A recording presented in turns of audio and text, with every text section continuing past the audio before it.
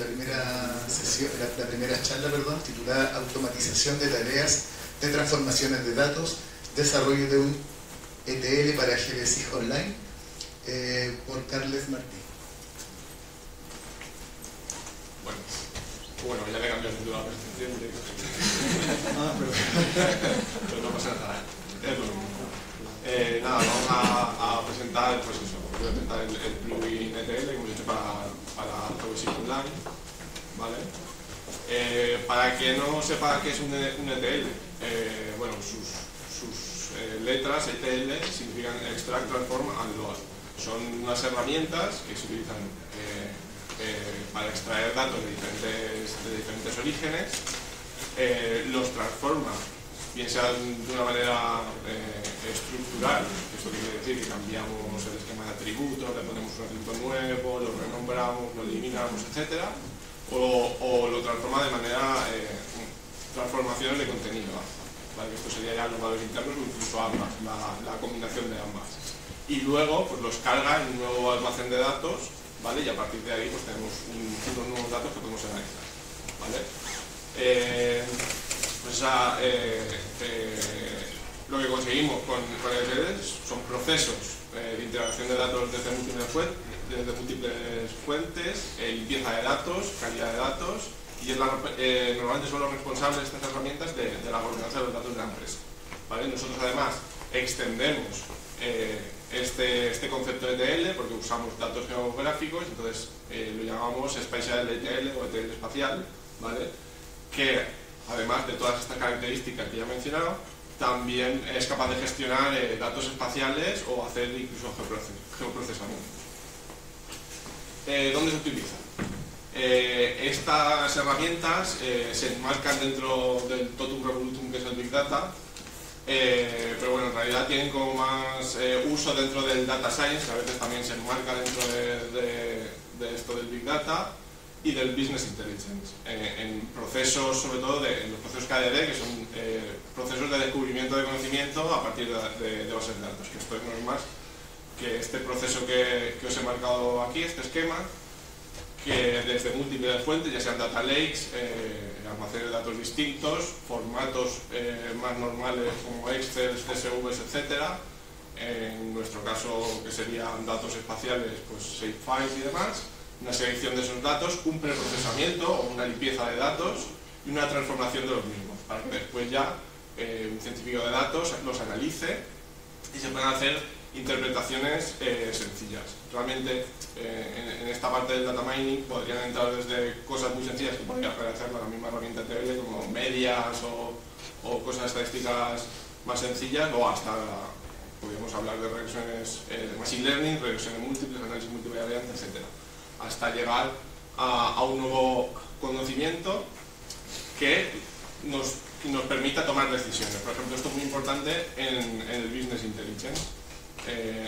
Supongo que ya conoceremos dentro del Business Intelligence los paneles, los dashboards, los paneles de control que nos facilitan todas estas gráficas.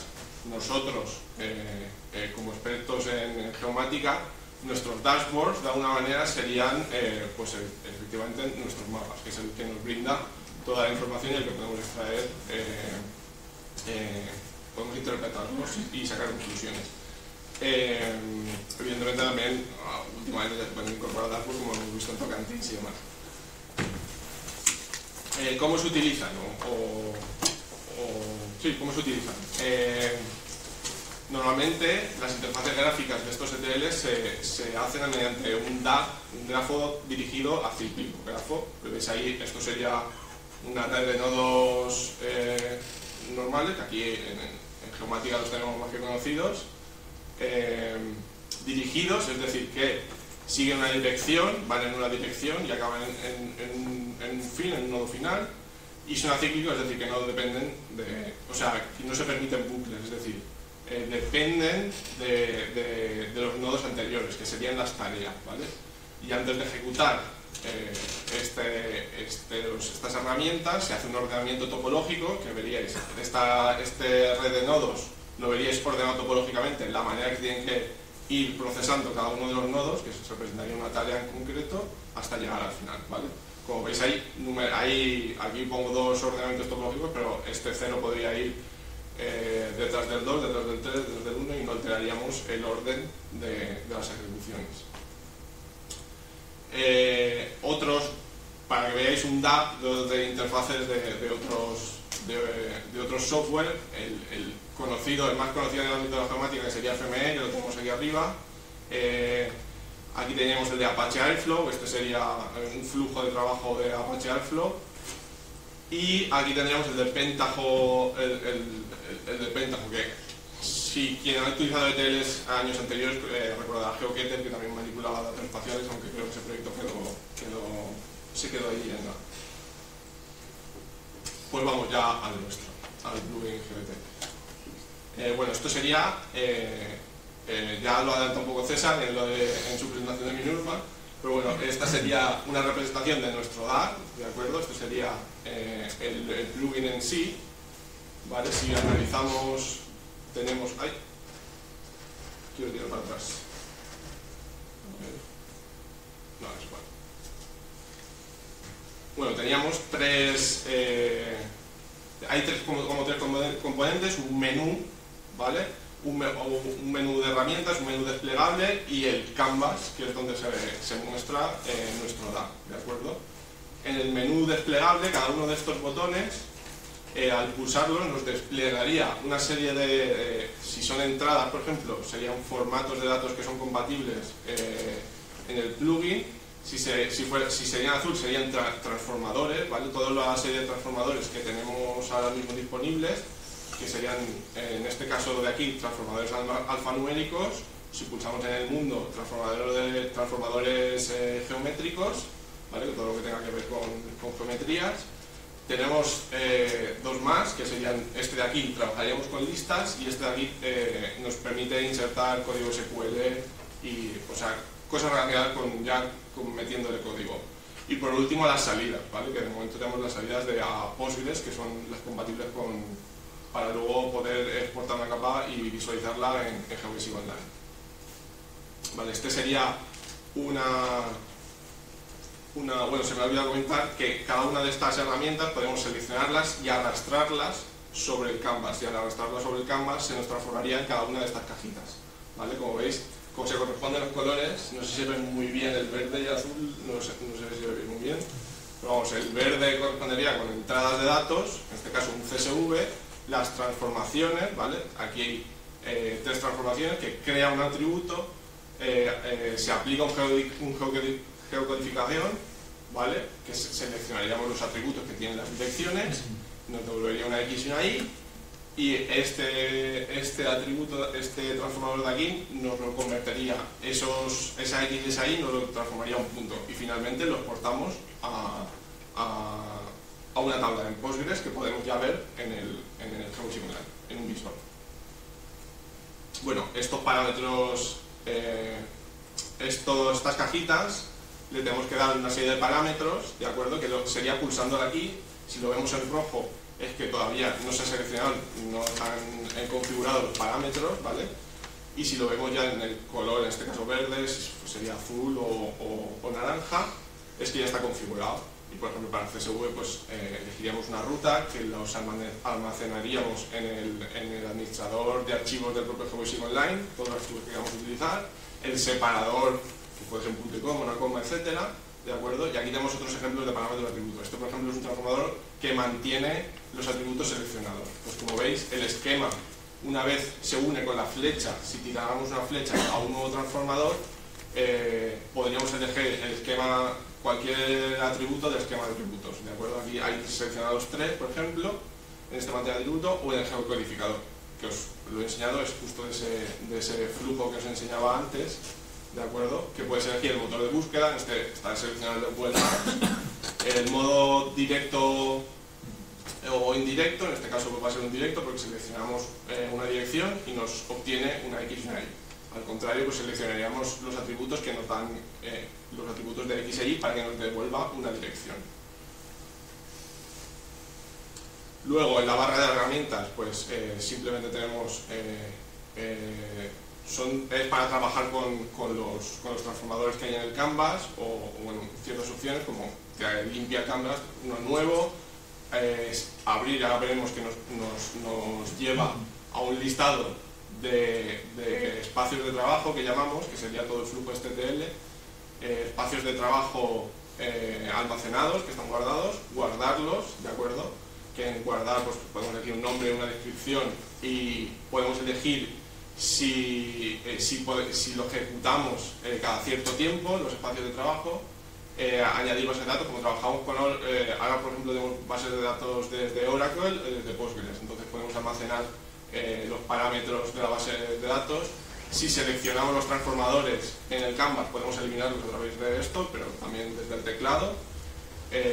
Me salta el de ejecutar, que lo veis aquí, que cuando ejecutas pues hay un relojito que nos va marcando que se está ejecutando y luego nos cambia a verde o a rojo en función si ha fallado o no, ¿vale? Deshacer y rehacer, cosas normales de la interfaz de usuario, y luego cosas como relacionadas con el fin, que serían estas tres de aquí. Esta lista de espacios de trabajo sería la que os hablaba antes. Cuando le damos al botón de abrir nos muestra esto. También cuando llegamos al plugin realmente lo que nos aparece es esto. Lo que pasa es que al principio nos vendría vacío porque no tenemos nada y tendríamos que darle a uno nuevo y ahí empezar a trabajar, ¿vale? Los hemos guardado para, si estamos trabajando en uno de ellos, luego continuar o poder ejecutarlos cada cierto tiempo si están ya bien hechos, bien configurados, ¿vale? Veremos que desde aquí también los podemos ejecutar, que es lo más recomendable.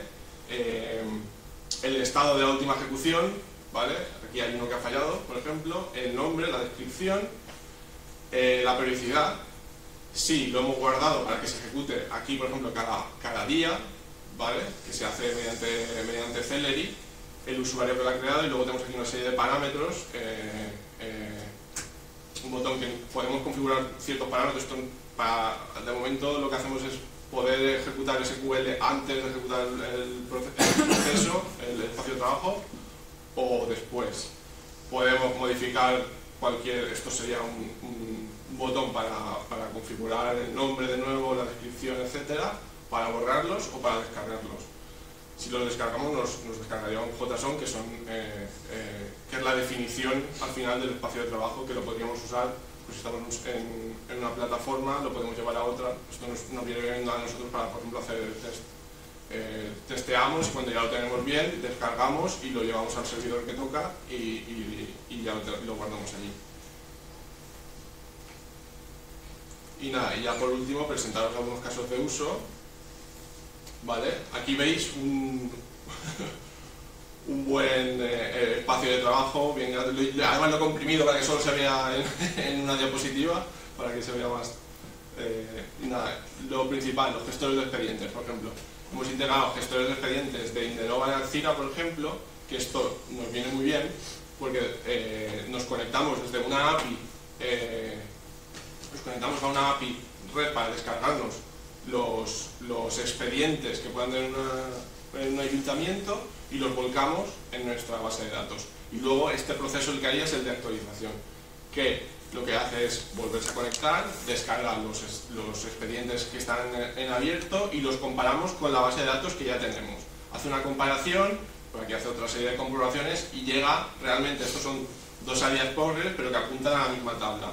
En una tabla los que no teníamos los añade, los que han sufrido modificaciones los actualiza, ¿vale? Y entonces podemos ver en el mapa todos los estados de expedientes. El histórico, por ejemplo, este sería el histórico entero, los rojos serían estados ya cerrados, o sea, expedientes con estado cerrado, y los verdes con el estado abierto, que los podemos filtrar. Ya podemos usar toda la plataforma, toda la simbología y etcétera, todas las opciones que nos da la plataforma GWS Panel. También estamos ahora que estamos... Dime. Vale. Este es otro gestor de expedientes, en este caso Segex. Para explicarlo muy rápido, ¿vale? Esto sería, nos conectaríamos a Segex, a la API de Segex, esto está en pruebas todavía. Filtraríamos por aquellos registros que ya nos viene una referencia catastral, si tiene referencia catastral, nos volcamos a una tabla con polígonos, porque podemos convertir esa referencia con este transformador a polígono. Y luego volveríamos a hacer un filtro. En este, por ejemplo, filtraremos si tiene las coordenadas, ¿vale?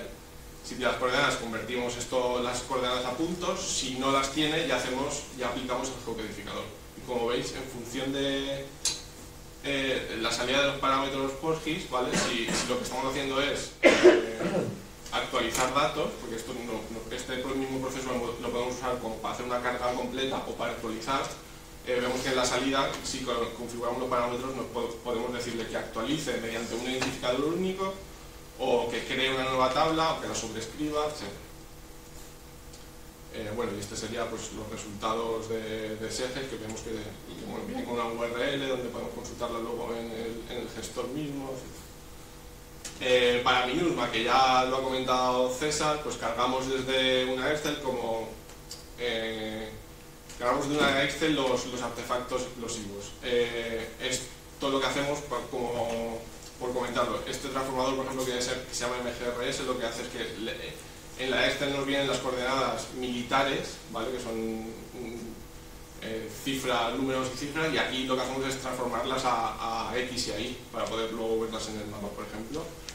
Y otro de los procesos que tenemos es que esos mismos puntos tienen un campo de simbología, porque les interesa ver cuánto tiempo hace del artefacto explosivo, entonces todos los días lanzamos este proceso que actualiza ese campo para la simbología, que nos va diciendo si hace 6 meses, si hace entre 6 meses y un año, o si hace más de año y medio. Creo que es algo así, ¿vale? Entonces todos los días se va actualizando esa simbología directamente en el visual.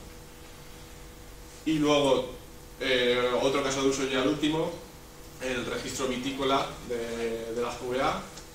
Vale, tenemos aquí, como veis, un montón de espacios de trabajo donde sacamos un montón de capas que son un follón. Javi os lo podrá decir, importante, que hacemos. Lo que hacemos es desde múltiples fuentes, Oracle, ha habido Excel, ha habido diferentes bases de datos en Postgres, todas las teníamos que reunir para hacer 6 capas, 6 o 7 capas, ¿vale?